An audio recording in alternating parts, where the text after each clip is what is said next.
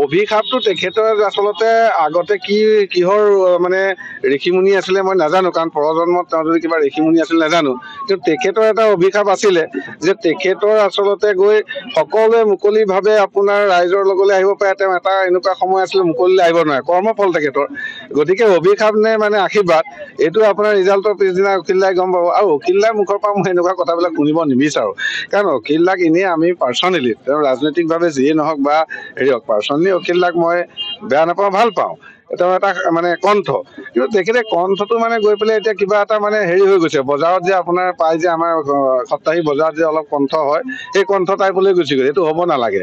আৰু তেখেত কটনিয়ান বুলি মই জানো, কটনিয়ানৰ লেংগুৱেজবিলাক এনেকুৱা নহয়। আপোনালোকৰ ঘৰৰ ওচৰত কটনিয়ান এজনক লগ পাবচোন, তেওঁৰ কথাৰ ৱে অফ টকিঙৰ ষ্টাইলটোৱে বেলেগ, এটা লিবাৰেল।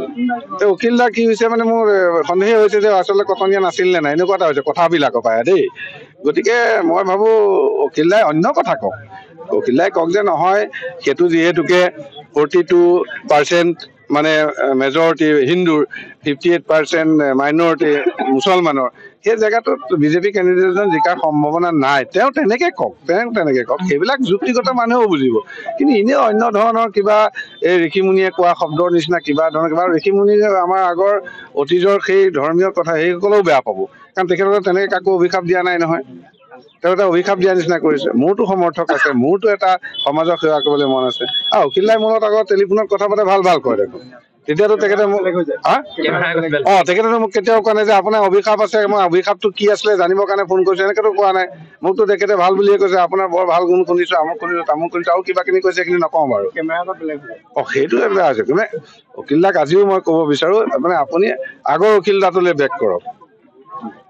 আন্দোলনকাৰী নহয়, তাৰমানে আপোনাৰ আগৰ কথা বতৰাবিলাক বৰ হেৰি আছিলে। আজিকালি আপুনি মানে য'তে ত'তে মন্ত্ৰী MLA কথা বা মানে চৰকাৰখনৰ কথা সমালোচনা কৰিব লাগে। অলপ লিবাৰেল হৈ কৰিব লাগে, চিঞৰি ক'ব লাগে, কিন্তু লেংগুৱেজবিলাক এৰিব লাগে।